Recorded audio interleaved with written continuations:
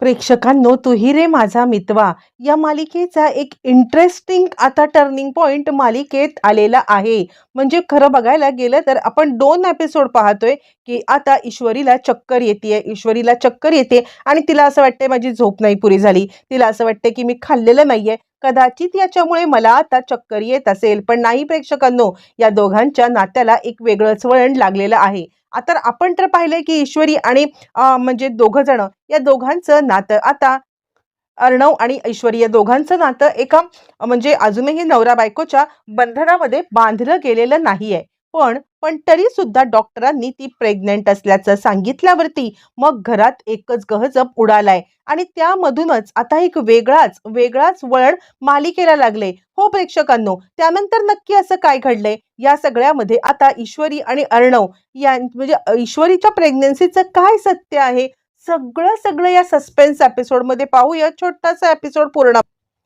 इकडे आता ईश्वरी प्रत्येक वेळेला आपल्याला येणारी चक्कर ही कुणालाही सांगत नाहीये आणि ती प्रत्येक वेळेला असंच तिला वाटतंय, की कदाचित हा सगळा घरामध्ये इतका सगळा राडा चालू आहे किंवा घरामध्ये जे काही गोष्टी घडतायत आणि त्याच्याचमुळे मला हा त्रास होतोय किंवा त्याच्याचमुळे आता हे सगळं होतंय आणि त्यामुळे ती काही लक्ष देत नाहीये आणि वेगळी कोणती शंका येण्याचं तसं काही कारणच नाहीये.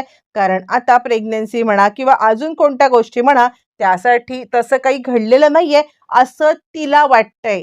पण आता नियती मात्र एक वेगळाच गेम खेळत होती, खेळत आहे आणि खेळत राहणारच आहे. आणि त्यानंतर मग आता ती विचार करते, काय करू? डॉक्टरांकडे जाऊन एकदा येऊ का? काय डॉक्टर म्हणतायत ते एकदा जर का मी चेक केलं तर कदाचित मला आता समजून जाईल मला काय होतंय ते. असा विचार ती करते आणि त्यानंतर मग आता ती डॉक्टरांकडे जायचा निर्णय घेते. पण त्याच आधी इकडे आता अर्णवची मनस्थिती ठीक नसल्या कारणाने आता इकडे ती विचार करते, की ठीक आहे एखाद 2 दिवसात जाईन. पण त्याच वेळेला अर्णवच्या लक्षामध्ये आलेला आहे आणि तो म्हणतोय, काय झालंय, तुला काही त्रास होतोय का? आपण डॉक्टरांकडे जायचं आहे का? त्यावरती मग ती सांगायला लागते, हो मला खरं तर बरेच दिवस झाले आता हा त्रास होतोय. पण म्हणजे चक्कर येते, पण मला असं वाटलं की काही गडबड नाहीये. त्यावरती तो म्हणतो, नको एक काम करूया, आपण आता लवकरात लवकर डॉक्टरांकडे जाऊया. तरी सुद्धा ईश्वरी अंगावरती चालढकल करते. मग हे सगळं चालू असताना अचानकपणे सगळेजण डायनिंग टेबलवरती बसले असताना मात्र आता लगेचच इकडे ईश्वरीला तिथे पण चक्कर आलेली आहे आणि ईश्वरी या सगळ्यामध्ये आता पूर्णपणे बेशुद्ध पडण्याच्या ह्याच्यावरती आहे. तितक्यात वल्लरी आले आणि ती म्हणते, हे काय, म्हणजे हे चाललंय तरी काय? या ईश्वरीचे नाटकं काही संपतच नाहीयेत. त्यावरती मामा आता म्हणतात, तुला काय प्रॉब्लेम आहे? अगं असेल तिला काही झालं असेल, तुला काय माहिती? यावरती आजी म्हणते, मला तर काही कळत नाही, वेगळीच शंका येतीये. यावरती वल्लरी म्हणते, वेगळीच शंका? कसली शंका? या दोघांच्यात तसं काही नवरा बायकोचं हे नाहीच आहे ना, त्यामुळे वेगळी शंका. आजी म्हणते, तुला का काय माहिती? तू कशाला या सगळ्यामध्ये पडतेस? असं म्हणत आजी तिला चांगलीच फटकारा पण देते. पण त्यावरती ती मात्र काही सुधारायला मागत नाहीये. ती मात्र या सगळ्यामध्ये आता पुढे करण्याचं सोडत नाहीये. मामा म्हणतात, तुला या सगळ्यामध्ये लक्ष घालायची काहीच गरज नाहीये. हे बघ ते ईश्वरी आणि अर्णव बघून घेतील. असं म्हटल्यावर ती मामा म्हणतात, आजी एक काम करूया का? आपण म्हणजे डॉक्टरांना आई बोलवूया का आपण? यावरती ती म्हणते, हो ताबडतोब बोलव. कारण काय माहितीये का, कदाचित कशामुळे झाले, काय झाले, हे सगळे घरामध्ये जो स्ट्रेस आहे ना, त्याच्यामुळे सुद्धा आता तिची तब्येत बिघडू शकते. इकडे तोपर्यंत अर्णव आलाय आणि काय, ईश्वरी?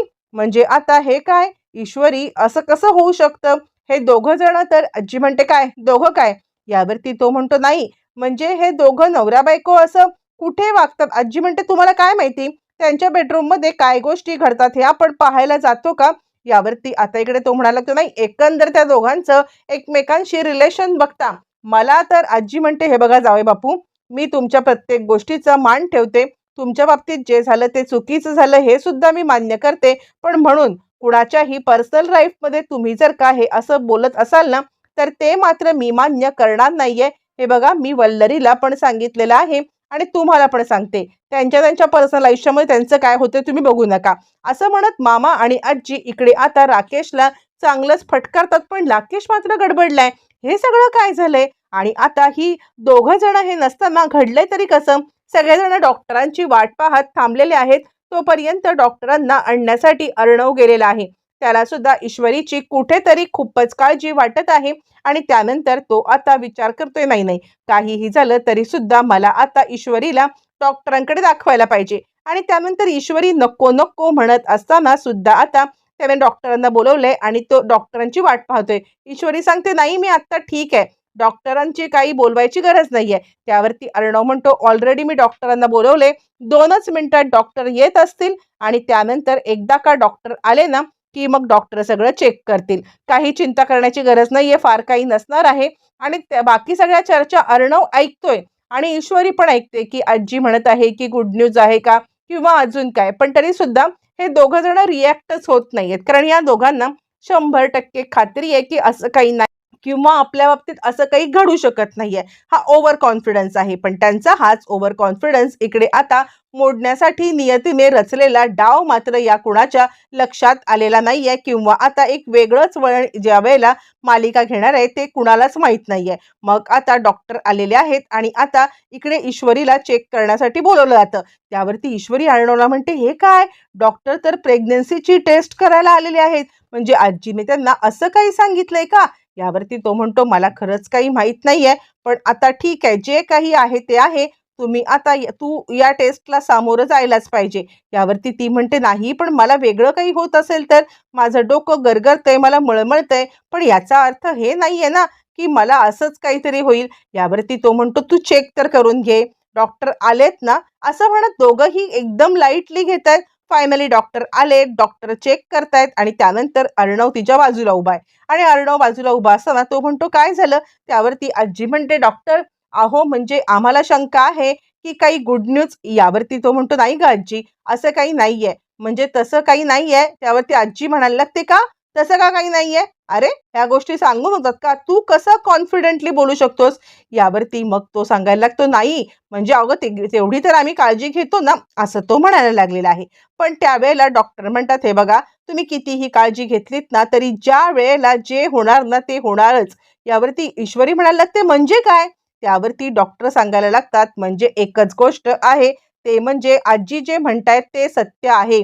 आता मात्र अर्णवला धक्का बसलाय आणि त्यावरती डॉक्टर सांगायला लागतायत, तरी सुद्धा तुम्हाला जर का या सगळ्यामध्ये डाऊट असेल तर आपण या ब्लड टेस्ट वगैरे उद्या करून घेऊया.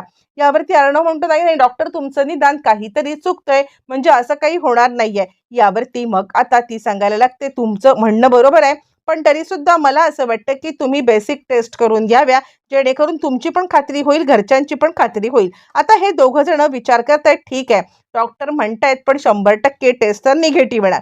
डॉक्टर निघून गेल्यावरती मग आता लगेचच इकडे ईश्वरी सांगायला लागते, काय झालं अर्णव? यावरती अर्णव काही बोलतच नाहीये, तो गप्पच बसून राहिला. ईश्वरीला टेन्शन आले आणि त्याच वेळेला अर्णव सांगतोय, डॉक्टरांकडून रिपोर्ट आलेले आहेत. आता तोपर्यंत आजी वगैरे सगळे आलेत आणि पॉझिटिव्ह रिपोर्ट हातात आल्यावरती सगळ्यांना धक्काच बसलाय प्रेक्षकांनो.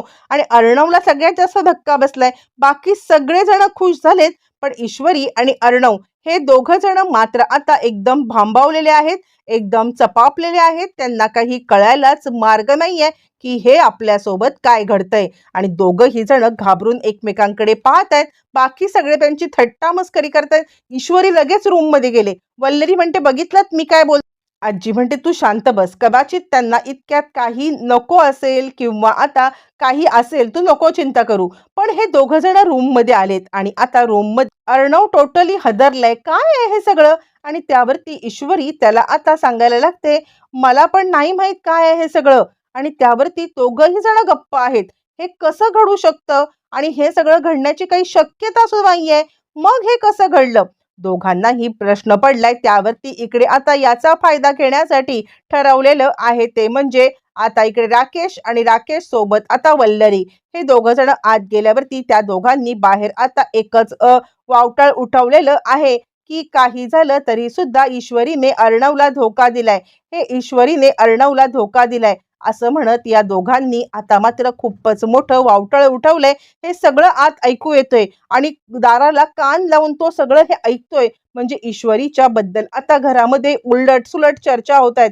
हे मूल अर्णवचं नाहीये आणि आता हे ईश्वरीने फसवलंय. मग त्यानंतर पेटून उठलेला सगळ्यांच्या समोर गेलाय आणि खबरदार, हे मूल माझंच आहे असं कबूल केलंय त्यांनी. प्रेक्षकांनो, आता अर्णवने जरी कबूल केलेलं असलं की हे मूल माझं आहे, तरी सुद्धा आपल्याला माहितीये, त्याला माहितीये की हे सगळं घडणं शक्य नाहीये. त्यामुळे त्याने सगळ्यांच्या समोर आलाय आणि हो, हे मूल माझं आहे, मी हे एक्सेप्ट करतोय असं म्हणत त्यांनी आता एक्सेप्ट केलंय. पण नक्की सत्य काय दोघांना कळत नाहीये. आता या निर्णयामुळे अर्णव आणि ईश्वरी या दोघांच्या मध्ये आता काही दुरावा येण्याची शक्यता आहे का? किंवा या दोघांच्याकडून आता नक्की काय घडलंय त्या रात्री, हे सत्य दोघांना आठवणार का?